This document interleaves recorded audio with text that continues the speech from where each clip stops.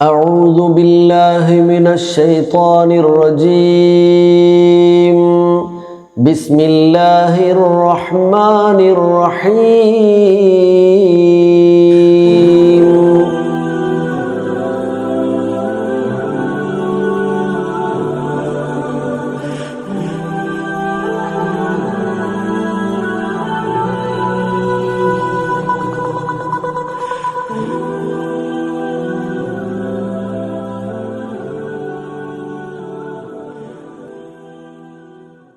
അൽഹംദുലില്ലാഹി റബ്ബിൽ ആലമീൻ സ്വല്ലല്ലാഹു അലാ നബിയ്യിന മുഹമ്മദിൻ വഅലാ ആലിഹി വഅസ്ഹാബിഹിൽ അജ്മഈൻ.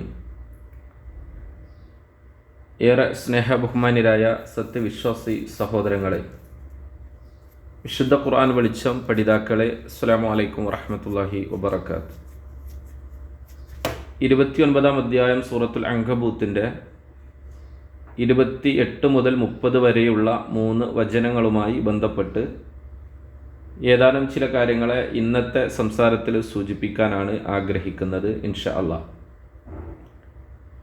നേരത്തെയുള്ള സംസാരത്തിൽ ഇബ്രാഹിം നബി അലൈഹി സ്വലാത്തു വസ്സലാമയുടെ ചരിത്രം ഓർമ്മപ്പെടുത്തിയപ്പോൾ അദ്ദേഹത്തിൽ വിശ്വസിച്ച ഒരാളെന്ന നിലയിൽ പ്രത്യേകം പേരെടുത്ത് പറയപ്പെട്ട വ്യക്തിയായിരുന്നു ലൂത്ത് നബി അലൈഹി സ്വലാത്തു വസ്സലാം. അദ്ദേഹമാവട്ടെ ഇബ്രാഹിം അലൈഹി സ്വലാത്തു വസ്സലാമിൻ്റെ ബന്ധുവാണ്, അദ്ദേഹത്തിൻ്റെ അനന്തിരവനാണ്, ജ്യേഷ്ഠൻ്റെ മകനാണ് ലൂത്ത് നബി അലൈഹി സ്വലാം. അദ്ദേഹം ദീനി ജീവിതം നേരത്തെ ഇബ്രാഹിം നബിയിൽ വിശ്വസിക്കുകയും ദീനി ജീവിതം നയിക്കുന്നതിന് വേണ്ടി ആ നാട് വിട്ടു പോവാൻ തയ്യാറായിരുന്നു എന്നതുമൊക്കെ നേരത്തെയുള്ള വചനങ്ങൾ നമ്മൾ പഠിച്ചപ്പോഴതിൽ നിന്ന് നാം മനസ്സിലാക്കുകയുണ്ടായി. ഇനി വർഷങ്ങൾക്ക് ശേഷം ലൂത്ത് നബി അലൈഹി സ്വലാത്തു വസ്സലാമിനെ അള്ളാഹു പ്രവാചകനായി നിയോഗിക്കുന്ന ആ ഒരു കാര്യവും അല്ലെങ്കിൽ ആ ഒരു സന്ദർഭവും, അങ്ങനെ അദ്ദേഹത്തിൻ്റെ ജനതയിലേക്ക് ചെന്ന് അദ്ദേഹം ഉപദേശിക്കുന്ന കാര്യങ്ങളൊക്കെയാണ് തുടർന്ന് വരുന്ന വചനങ്ങളിലൂടെ അള്ളാഹു പ്രത്യേകമായി പരാമർശിക്കുന്നത്. ഇവിടെ മുൻകാല പ്രവാചകന്മാരുടെ ചരിത്രം വിശുദ്ധ ഖുർആന് പലയിടത്തായി പലവുരു അങ്ങനെ സംസാരിക്കുന്നത് ആ ശൈലി വിശുദ്ധ ഖുർആനിലുണ്ട്, നമുക്കത് കാണാം. ഇവിടെയും അപ്രകാരമുള്ള ഒരു ശൈലി അള്ളാഹു ആവർത്തിക്കുകയാണ്. എന്നാൽ ഒരു കാര്യം നമ്മൾ ശ്രദ്ധിക്കേണ്ടത്, ഒരേ ചരിത്രം അള്ളാഹു പറയുമ്പോഴും അത് വ്യത്യസ്തമായ വചനങ്ങളിലൂടെ അധ്യായങ്ങളിലൂടെ പരാമർശിക്കുമ്പോഴും അവിടെയൊക്കെ ചില വ്യത്യസ്തമായിട്ടുള്ള പരാമർശങ്ങൾ ആ ചരിത്രത്തിൽ തന്നെ ഉൾക്കൊള്ളുന്ന, നേരത്തെ മറ്റെവിടെയെങ്കിലും പറയാത്തതൊക്കെയായ ചില പരാമർശങ്ങൾ അവിടെ പറയുക എന്നുള്ളതും അത് വ്യത്യസ്തമായ രീതിയിൽ ചില ചിന്തകളോടെ കൂടെയൊക്കെ അവതരിപ്പിക്കുക എന്നുള്ളതൊക്കെ ആ ചരിത്രങ്ങളൊക്കെ നമ്മൾ വായിക്കുമ്പോൾ ഖുർആനിൻ്റെ ഒരു ശൈലിയാണ് എന്നുള്ളത് നമുക്ക് മനസ്സിലാക്കാൻ സാധിക്കും എന്നുള്ളതാണ്. ഒരു പ്രവാചകൻ്റെ തന്നെ ചരിത്രത്തെ വ്യത്യസ്തമായ അധ്യായങ്ങളിലൂടെ നമ്മളങ്ങനെ വായിക്കാൻ ശ്രമിക്കുമ്പോൾ അല്ലെങ്കിൽ അങ്ങനെ ഒരു കണ്ണോടിച്ച് നോക്കുമ്പോൾ നമുക്കത് ബോധ്യപ്പെടുന്ന കാര്യമാണ് എന്നുള്ളതാണ്. ഇവിടെ 28-ാമത്തെ വചനത്തിൽ അള്ളാഹു ആരംഭിക്കുന്നത് ഇങ്ങനെയാണ്: വലൂത്തൻ ഇത് ഖാല ലി ഖൗമിഹി. ലൂത്ത് എന്ന പ്രവാചകൻ തൻ്റെ ജനതയോട് പറഞ്ഞ സന്ദർഭം. ഇതിൽ നിന്ന് 2 കാര്യങ്ങൾ നമുക്ക് വായിച്ചെടുക്കാൻ കഴിയുന്നതാണ്. ഒന്നാമത്തത്, ലൂത്ത് നബി അലൈഹി സ്വലാത്തു വസ്സലാമയെ അള്ളാഹു പ്രവാചകനായി നിയോഗിച്ചു എന്ന കാര്യമുണ്ട്. കാരണം അദ്ദേഹം അവരെ ഉപദേശിച്ചപ്പോൾ, തൻ്റെ ജനതയോട് പറഞ്ഞപ്പോൾ, അതായത് നുബുവത്ത് ലഭിക്കപ്പെട്ട് ഒരു പ്രവാചകനായി അദ്ദേഹം അവരിലേക്ക് നിയോഗിക്കപ്പെട്ട ഒരാളാണ് എന്ന് ഈ പരാമർശത്തിൽ നിന്ന്, തൻ്റെ ജനങ്ങളെ അദ്ദേഹം ഉപദേശിക്കുന്നതിൽ നിന്ന് മനസ്സിലാക്കാം എന്നുള്ളതാണ്. രണ്ടാമത്തെ ഒരു കാര്യം, അദ്ദേഹം അവരുടെ തന്നെ കൂട്ടത്തിൽ നിന്നുള്ള ഒരാളായിരുന്നു എന്നുള്ളത് നമുക്ക് വായിക്കാൻ കഴിയുന്നുള്ളതാണ്. അല്ലാഹു സുബ്ഹാനഹു വ തആല പ്രവാചകന്മാരെ നിയോഗിക്കുമ്പോൾ ഒരു അന്യനാട്ടുകാരനായ അല്ലെങ്കിൽ ഈ നാട്ടുകാരെ സംബന്ധിച്ച് അപരിചിതനായ ഒരാളെയല്ല അള്ളാഹു പ്രവാചകനായി നിയോഗിച്ചിട്ടുള്ളത്. മറിച്ച് അവരെ നന്നായി അറിയുന്ന, അവരും നന്നായി അറിയുന്ന, അവരിലെ തന്നെ മാന്യനായി ഒക്കെ സൂക്ഷ്മമായൊരു ജീവിതമൊക്കെ നയിച്ചിരുന്ന ആളുകളെ തന്നെ, അവരുടെ തന്നെ ഭാഷ അറിയുകയും സംസാരിക്കുകയും ഇടപഴകുകയൊക്കെ ചെയ്യുന്ന ഒരാളെ തന്നെയാണ് എല്ലാ കാലത്തും അല്ലാഹു സുബ്ഹാനഹു വ തആല പ്രവാചകന്മാരായി അതത് സമൂഹങ്ങളിലേക്ക് പറഞ്ഞയച്ചിട്ടുള്ളത്. ഇവിടെയും ഇത് ഖാല ലി ഖൗമിഹി എന്ന് വായിക്കുമ്പോൾ അദ്ദേഹത്തിൻ്റെ ജനതയിൽ നിന്ന്, അല്ലെങ്കിൽ അദ്ദേഹം നിയോഗിക്കപ്പെട്ടത് അദ്ദേഹത്തിൻ്റെ ജനതയിലേക്ക് തന്നെയാണ്. ലൂത്ത് എന്ന മനുഷ്യന് അവരെ സംബന്ധിച്ച് ആ പ്രവാചകനായി വരുമ്പോഴേ ഒരു അസാധാരണത്വവും അല്ലെങ്കിൽ ആ നിലക്കുള്ള ഒരു അപരിചിതത്വവും അദ്ദേഹത്തെ ഒരു അന്യനായി കാണേണ്ട ഒരവസ്ഥയും അദ്ദേഹത്തിൻ്റെ കാര്യത്തിലും ഉണ്ടായിട്ടില്ല എന്നുള്ളത് അള്ളാഹു പ്രവാചകന്മാരെ മൊത്തത്തിൽ പറഞ്ഞേക്കുമ്പോൾ ആ ഒരു സ്വഭാവം സ്വീകരിച്ചിട്ടുള്ളതായി, ആ പ്രത്യേകത സ്വീകരിച്ചിട്ടുള്ളതായി നമുക്ക് മനസ്സിലാക്കാമെന്നുള്ളതാണ്. ഇനി ഇന്നക്കും ലത്തഅ്തൂനൽ ഫാഹിഷ, അങ്ങനെയുള്ളൊരു പ്രയോഗമാണ് അടുത്ത വാക്കുള്ളത്. അതായത് നിങ്ങൾ തീർച്ചയായും നിങ്ങൾ നീചകൃത്യത്തെ നിങ്ങൾ അതിനെ കൊണ്ടുവരുന്നു, അതിനെ നിങ്ങൾ പുണരുന്നു, പുൽകുന്നു എന്നൊക്കെ, മ്ലേച്ഛ വൃത്തിയെ നിങ്ങൾ ചെയ്യുന്നവരാകുന്നു എന്നുള്ളതാണ്. ഇവിടെ ഫാഹിഷത്ത് എന്നുള്ളത് ഖുർആനെ വ്യഭിചാരം എന്നുള്ളതിന് ഉപയോഗിച്ചിട്ടുള്ളത് നമുക്ക് കാണാൻ കഴിയും. ഇന്നഹു കാന ഫാഹിഷത്തൻ വസബീല, വ്യഭിചാരത്തെ പറ്റി പറഞ്ഞപ്പോഴാണ് ഖുർആൻ അങ്ങനെ ഒരു വിശേഷണം നൽകിയത്. അതായത് വ്യഭിചാരമാണ് ഫാഹിഷത്ത് എന്നുള്ളത്.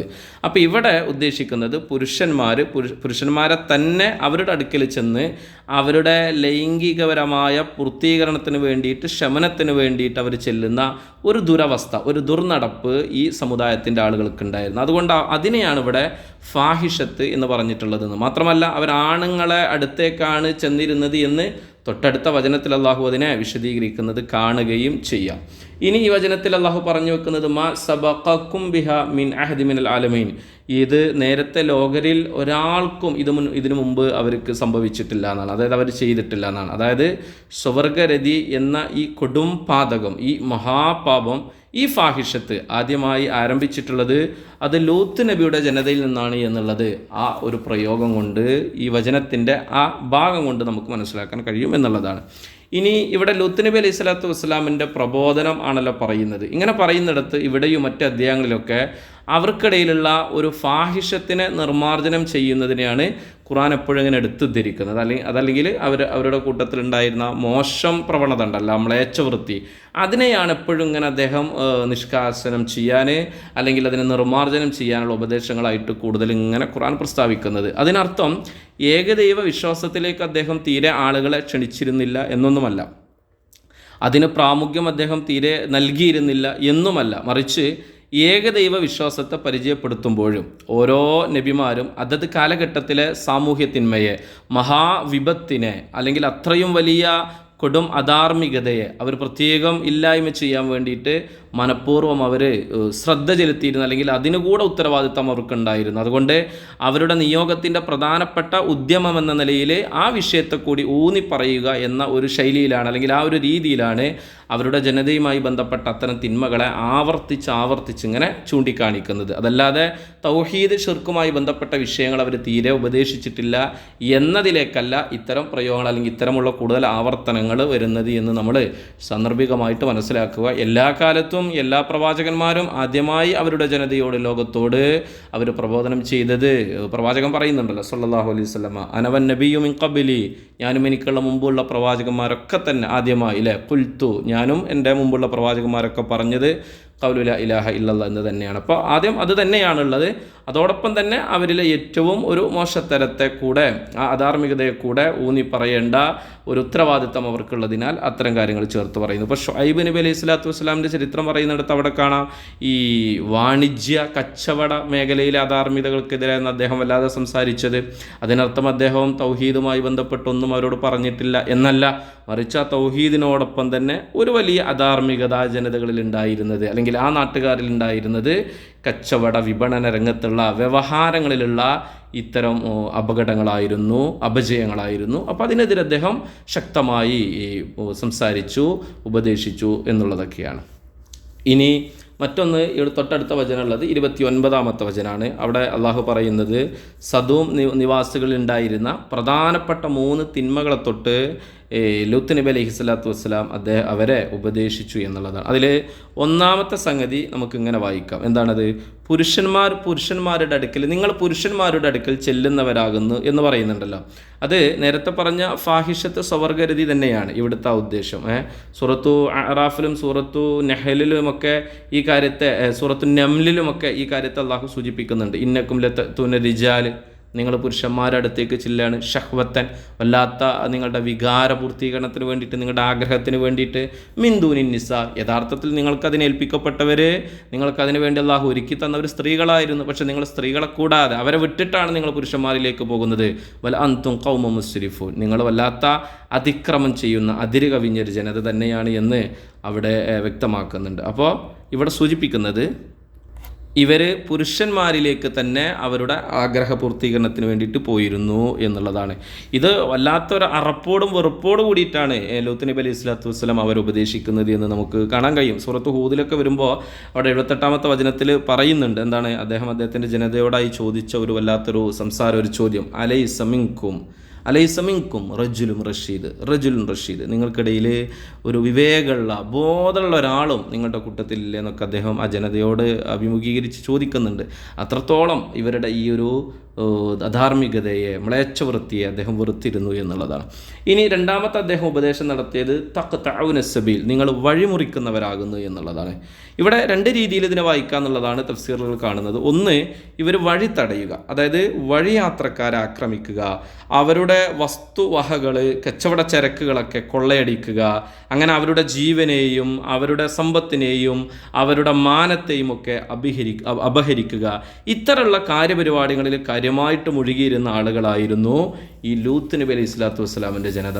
അതുകൊണ്ട് തന്നെ അദ്ദേഹം അവരതിൽ നിന്ന് ഉപദേശിച്ചു എന്നുള്ളതാണ്. രണ്ടാമത്, ഇവിടെ വഴിമുറിക്കുക എന്ന് പറഞ്ഞാൽ വഴി തടസ്സപ്പെടുത്തുക എന്ന അർത്ഥമല്ല, ബന്ധങ്ങളെ മുറിക്കുക എന്നുള്ളതാണ്. അതായത് കുടുംബ പാരമ്പര്യം നിലനിൽക്കാൻ സ്ത്രീകളുമായിട്ട് ബന്ധത്തിലേർപ്പെടുക, അതിൽ മക്കൾ ജനിക്കുക, തൊട്ടടുത്ത ജനറേഷന് പരമ്പരയ്ക്ക് നമ്മൾ കാരണക്കാരാവുക, ഇതൊക്കെയാണല്ലോ ഒരു സ്ത്രീ പുരുഷ ബന്ധത്തിലൂടെ അല്ലാഹു സുബ്ഹാനഹു വ തആല ഉദ്ദേശിക്കുന്ന കാര്യങ്ങൾ. ഇവർ ഈ ഉദ്ദേശത്തെ തന്നെ മുറിച്ചു മാറ്റി പുരുഷന്മാരിലേക്ക് പോകുമ്പോൾ, അല്ലെങ്കിൽ അവരിലെ യുവാക്കളിലേക്ക് പോകുമ്പോൾ കുടുംബ ബന്ധം നിലനിൽക്കുന്ന അല്ലെങ്കിൽ പരമ്പര നിൽക്കുന്ന മനുഷ്യ പരമ്പര, സന്താനോൽപാദനം, ഇതൊക്കെ തന്നെ അവർ മുറിച്ചു കളയാണ്. ഇതിലൂടെ അവരുടെ കുടുംബത്തിന്, അവരുടെ വർഗത്തിന്, ആ മനുഷ്യർക്ക് പിന്നീട് പിൻഗാമികൾ, പിന്മുറക്കാരില്ലാതെയാവാണ്. കാരണം മക്കൾ ജനിക്കാതിരിക്കുകയാണ്. കാരണം സ്ത്രീകളിലാണല്ലോ, അല്ലെങ്കിൽ ആ നിലക്കുള്ള ബന്ധത്തിലാണല്ലോ മക്കൾ ജനിക്കുക എന്നുള്ള പ്രതിഭാസത്തെ അല്ലാഹു സുബ്ഹാനഹു വ തആല ഒരുക്കി വെച്ചിട്ടുള്ളത്. ഇവർ അതിനെ മുറിച്ചു കളയുന്ന, അല്ലെങ്കിൽ ഇവർ പുരുഷന്മാരിലേക്ക് പോകുമ്പോൾ ഇവരുടെ തന്നെ വഴികളെ, അല്ലെങ്കിൽ വരാനിരിക്കുന്ന പരമ്പര എന്ന വഴിയെ ഇവർ